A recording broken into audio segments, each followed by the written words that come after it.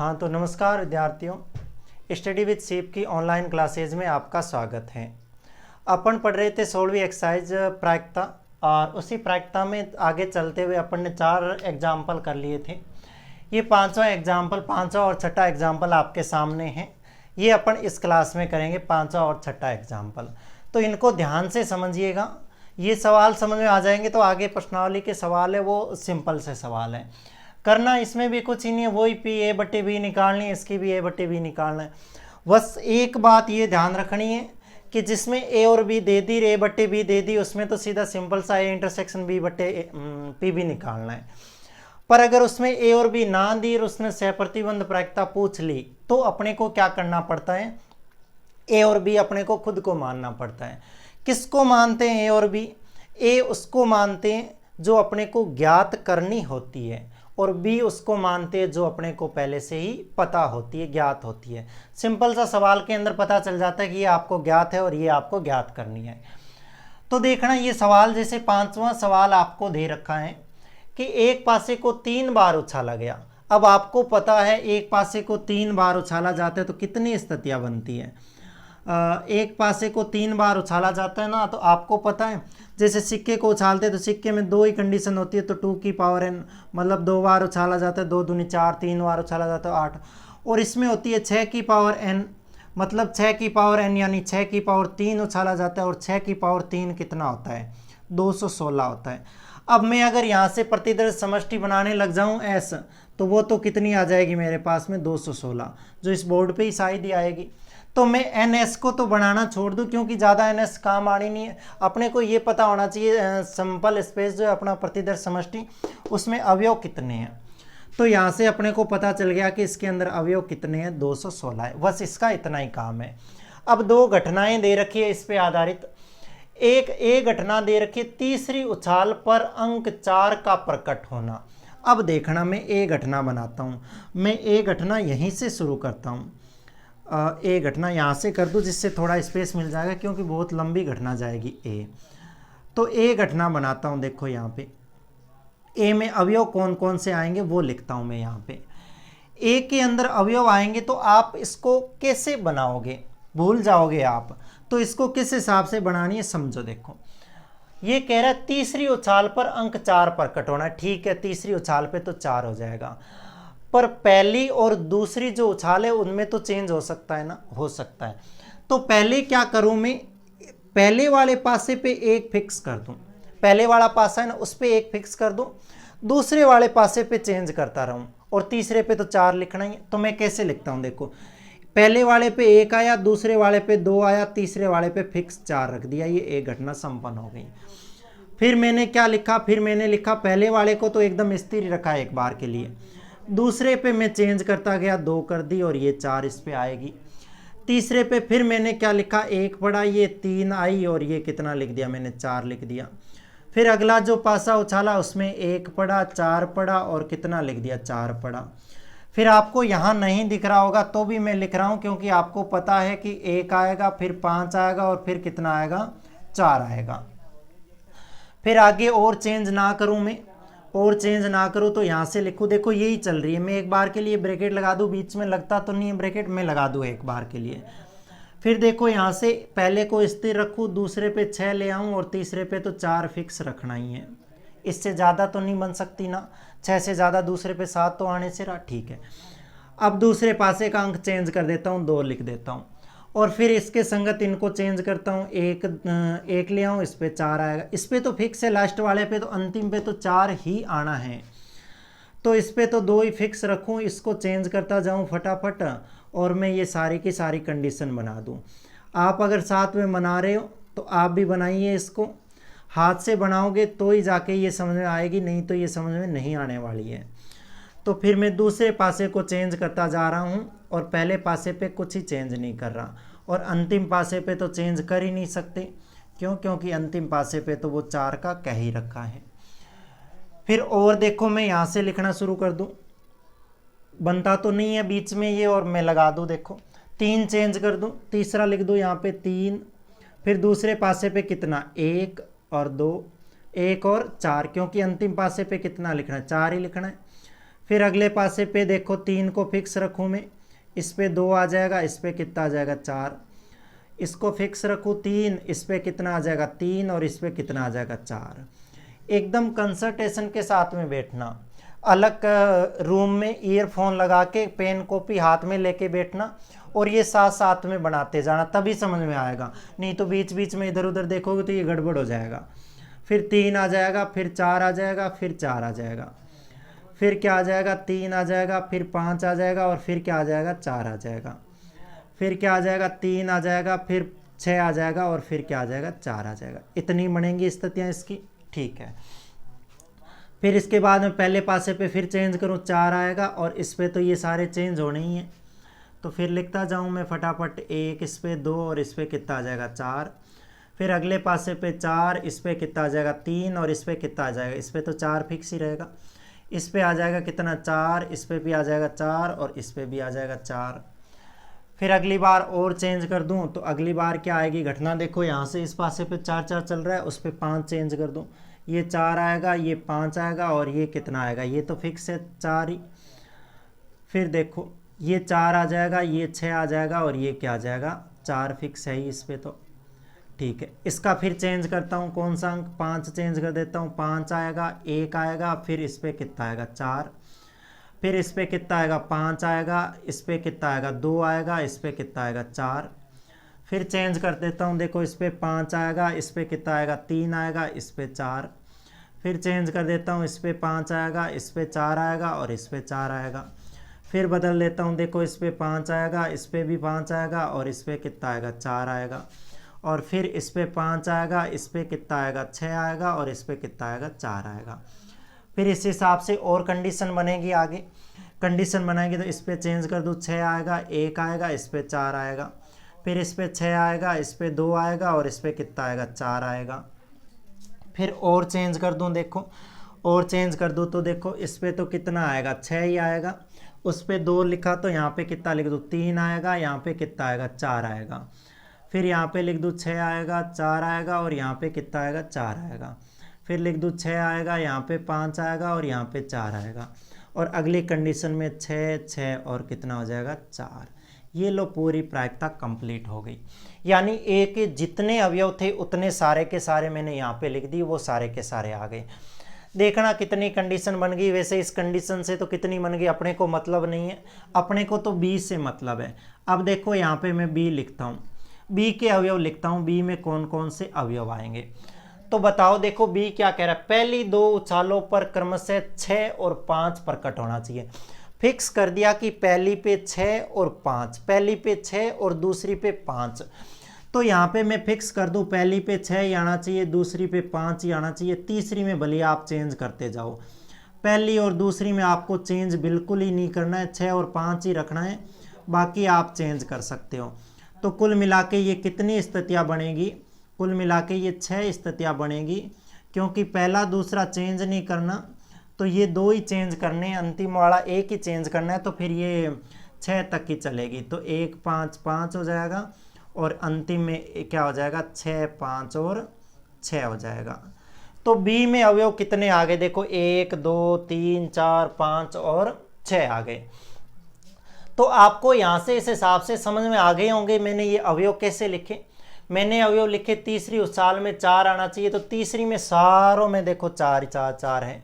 और आगे वाले मैंने चेंज किए, पहले 1 के साथ सारे दूसरे वाले चेंज कर दिए, 2 के साथ, 3 के साथ, 4 के साथ, सारों के साथ चेंज कर दिए, तो इस हिसाब से सारे चेंज हो गए। और बी में पहली और दूसरी उछाल में 6 5 फिक्स रख दिया मैंने, और फिर 1 2 1 2 1 2 3 4 5 6 यहाँ पे लिख दिया। आपको दिख रहा हो या ना दिख रहा हो तो मैं यहाँ पे लिख ही रहा हूँ A intersection B. A intersection B में अवयव कौन कौन से आएंगे, ए इंटरसेक्शन बी में अवयव वो आएंगे जो ए और बी में कॉमन हो। तो देखना इसमें से और इसमें से, इसमें से और इसमें से वही आने जिसके अंतिम में 4 हो, क्योंकि इसमें भी 4 है, सारों में 4 है, इसके भी सारों में 4 होने चाहिए। सिर्फ एक ही कंडीशन है 6 5 4 वाली, जिसके अंतिम में 4 है, तो इसमें एक ही अवयव आएगा 6 5 और 4 वाला। तो फिर मैं यहीं प्रोबेबिलिटी निकाल लूँ, probability of A intersection B. A intersection B की प्रोबेबिलिटी क्या आ जाएगी यहाँ से, इसमें अवयव कितने हैं 1 और टोटल अवयव कितने हैं अपने पास में 216, क्योंकि सैंपल स्पेस जो है उसमें अवयव कितने हैं 216।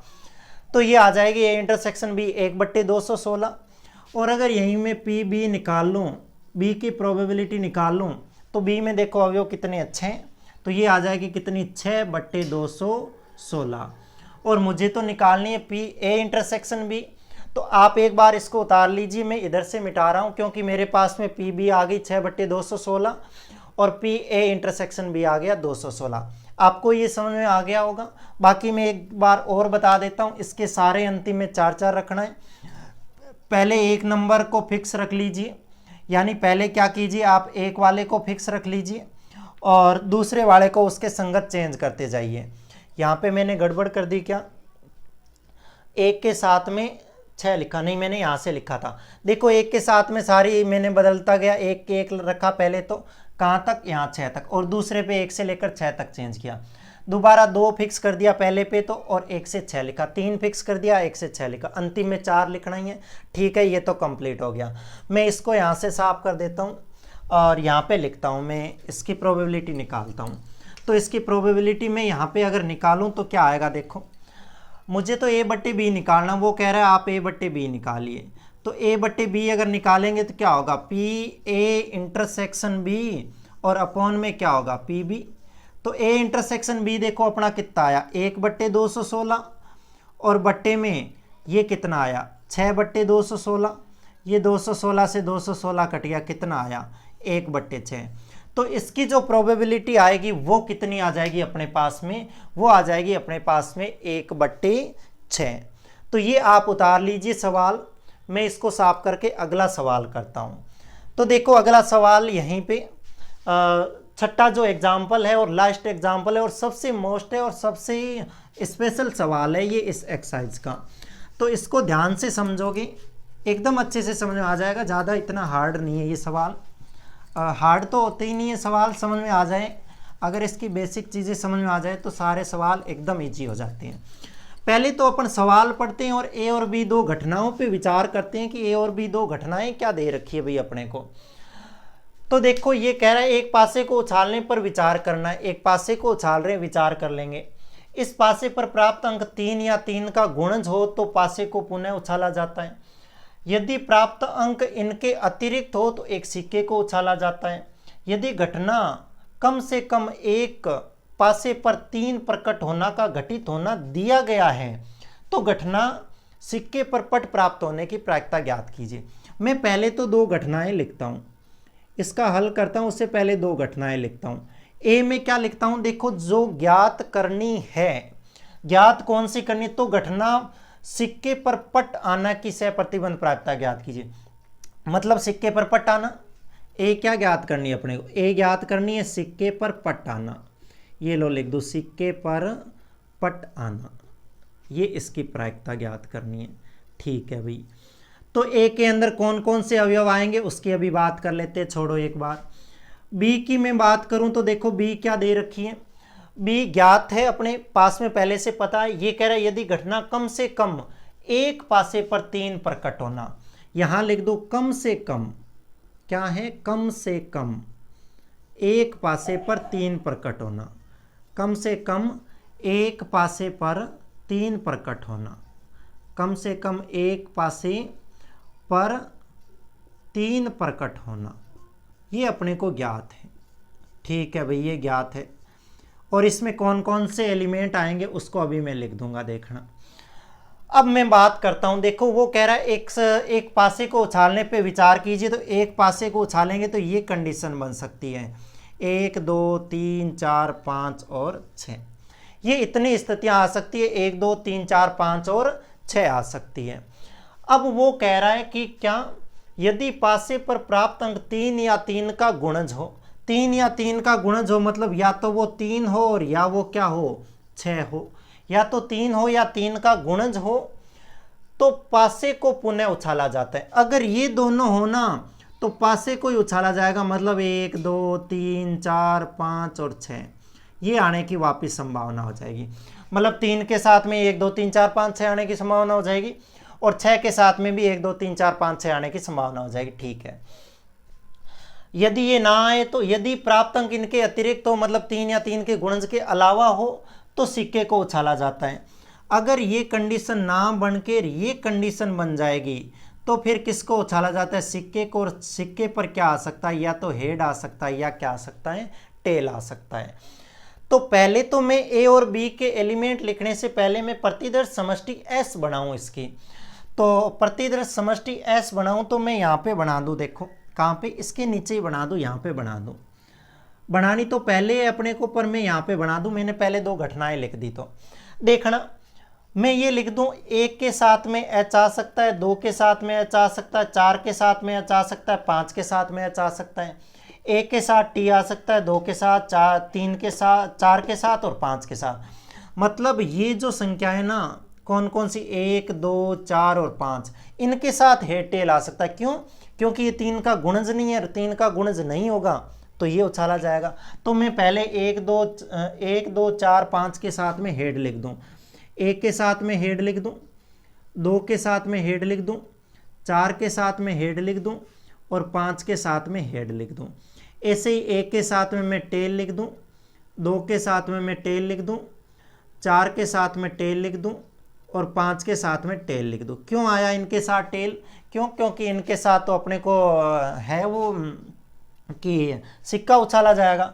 और अगर 3 आएगी तो ये उछाला जाएगा। 3 आएगा तो फिर इसमें घटना क्या बनेगी? 3 के साथ में आएगा तो 1 आ सकता है, 3 आएगा तो 2 आ सकता है, 3 आएगा तो 3, फिर 3 आएगा तो 4, फिर यहीं लिखता हूँ आगे देखो, 3 आएगा तो क्या आएगा? 5 और 3 के साथ क्या आ सकता है? 6। ऐसे ही 3 के साथ में ये सारी आ सकती है, 1, 2, 3, 4, 5, 6। ऐसे ही फिर 3 का ही तो गुणज 6 है, 6 के साथ में भी ये आ सकते हैं। 6 के साथ 1 आ सकता है, 2 आ सकता है, 6 के साथ 3 आ सकता है, और इधर लिख दो 6 के साथ में 4 आ सकता है, 6 के साथ में 5 आ सकता है और 6 के साथ में 6 आ सकता है। कुल मिला के जो एस है, नंबर ऑफ एलिमेंट एस के अंदर कितने आ गए? देखो 1, 2, 3, 4, 5, 6, 7, 8 तो ये हो गए, और 6, 6, 12 ये हो गए। 12 और ये कितने? 2, 4, 6, 8, 12 और 8 कितने हो गए? ये 20 एलिमेंट हो गए। किसके अंदर? एस के अंदर। अब बात करते हैं देखो ए की। ए के अंदर वो माननी है सिक्के पर पट आना। अब इसमें देखो सिक्के पर पट कहाँ पे है? ये रहा सिक्के, पट का मतलब टेल। सिक्के पर एक पट यहाँ पे है, सिक्के पर यहाँ पे है, यहाँ पे है, यहाँ पे है। इसका मतलब सिक्के पर पट की ये 4 घटनाएं हैं। तो ये इसमें आएगी क्या? 1T आएगी, 2T आएगी, फिर 4 के साथ में T आएगा और 5 के साथ में T आएगा। मतलब ये इतनी ही कंडीशन आएगी ए के अंदर, घटना के अंदर। अगर बी की बात करूँ तो 20 कम से कम एक पासे पर 3 प्रकट होना। 2 बार उछाल रहे हैं तो कम से कम एक पासे पर तो 3 आना ही चाहिए। तो देखो इनमें से तो एक पासे पे 3 है नहीं, इसमें से है पासे पर 3। तो 3 वाली एक तो ये 6 की 6 घटनाएं ये हैं, यानी 3 के साथ में 1 है, 3 के साथ में 2 है, 3 के साथ में 3 है, 3 के साथ में 4 है, 3 के साथ में 5 है और 3 के साथ में 6 है। और एक घटना ये 6 वाली है। 6 वाली में देखें तो एक ही जगह 3 आएगा, किसमें? 6 और 3 के अंदर। तो ये इसके अंदर अवयव आ गए। तो मैं अगर अभी यहाँ निकालना चाहूँ क्या? मैं अगर ए इंटरसेक्शन बी के अवयव निकालना चाहूँ, क्योंकि मुझे probability of A upon B निकालनी है, तो मुझे क्या चाहिएगा? मुझे चाहिएगा ए इंटरसेक्शन बी चाहिएगा। मैं अगर यहाँ लिख दूँ इसको मिटा के, तो मुझे ए बट्टे बी निकालना है, क्योंकि सहप्रतिबंध प्रायिकता तो ए बट्टे बी होती है, जबकि ए तो अपने को ज्ञात करनी होती है और बी अपने को दे रखी होती है। तो देखना मैं यहाँ सूत्र लिखता हूँ, मुझे पी ए बट्टे बी ज्ञात करनी है। तो पी ए बट्टे बी ज्ञात करनी है तो ऊपर तो आएगा पी ए इंटरसेक्शन बी और बट्टे में क्या आएगा? पी। तो प्रोबेबिलिटी निकालनी है इंटरसेक्शन बी की, तो पहले पता करें इंटरसेक्शन बी में अवयव कितने हैं, फिर अपन उसके अंदर टोटल अवयव का भाग लगा देंगे तो वो आ जाएगा।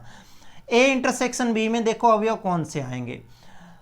देखो ए और बी में कॉमन क्या है? कॉमन है ही नहीं कुछ ही। क्यों नहीं है कॉमन? क्योंकि इसके अंदर हेड टेल वाला मामला है, सिक्के वाला मामला है उसके साथ में, और इसके साथ में खाली पासे वाला मामला है। तो फिर क्या करेंगे? इसके अंदर कुछ ही नहीं आएगा, फाई आएगा। फाई आएगा, इसका मतलब इसमें 0 एलिमेंट आएंगे। जीरो एलिमेंट आएंगे तो मैं यहाँ से लिख सकता हूँ कि इसकी प्रोबेबिलिटी क्या आएगी, probability of A intersection B equal to क्या आएगी, 0 बट्टे टोटल अवयव देखो कितने हैं 20, तो इसकी प्रोबेबिलिटी कितनी हो गई 0। तो ए इंटरसेक्शन बी की तो 0 हो गई। और यहाँ से अगर बी की प्रोबेबिलिटी निकालनी चाहूँ मैं, प्रोबेबिलिटी ऑफ बी के अंदर अवयव कितने हैं देखो, बी के अंदर 1 2 3 4 5 6 7 अवयव है और टोटल अवयव कितने हैं 20। तो मैं यहाँ पे लिख सकता हूँ ये कितने हो गए 7 बट्टे 20। यहाँ पे इसकी प्रोबेबिलिटी निकालो तो ऊपर तो 0 है और इसकी कितनी आ जाएगी 7 बट्टे 20 आ जाएगी। तो कुल मिला के यहाँ से इसकी प्रोबेबिलिटी कितनी आ जाएगी 0 आ जाएगी। तो ये जो छठा सवाल है इसकी प्रोबेबिलिटी अपने कितनी आ जाएगी 0 आ जाएगी। तो इस हिसाब से अपन ने क्या किया, ये 2 एग्जाम्पल इस क्लास के अंदर किए अपन ने, 5वां और छठा। आप इन एग्जाम्पलों को बार बार देखिए क्योंकि अपन ने 3 या 4 क्लासों के अंदर अपन ने बेसिक कंप्लीट कर लिया किसका, सहप्रतिबंध प्रायिकता का। और सहप्रतिबंध प्रायिकता के ऊपर जो अपने एग्जाम्पल थे 6 सबसे मोस्ट एग्जाम्पल थे, सारे के सारे अपन ने कर लिए। आप अब एक्सरसाइज करने की कोशिश करना, हालांकि मैं एक्सरसाइज के सारे सवाल करवाऊंगा, एक एक सवाल यूट्यूब के माध्यम से करवाऊंगा, पर फिर भी आप कोशिश करना कि आप उनको पहले सोल्व करो और बाद में मैं उन सवालों को सोल्व करवाऊं तो आपको और ज़्यादा अच्छे से समझ में आएंगे। तो बार बार इनको पढ़ते जाएं, बार बार इन सवालों को करते जाएं। एग्ज़ाम 12वीं बोर्ड के, 12वीं साइंस के, आर्ट के, कॉमर्स के सारों के होंगे। अब ये होंगे कब इसका पता चल जाएगा जल्दी ही। तो आपके पास में मौका है कि आप अच्छी तैयारी कर लो इस समय के अंदर, और इस जो ये समय है अपने पास में घर पे बैठ के पढ़ने का, इसका अपन अच्छे से सदुपयोग कर लें और इन सवालों को करना बार बार। अपन आगे मिलते हैं प्रश्नावली के सवालों के साथ में, तब तक के लिए धन्यवाद।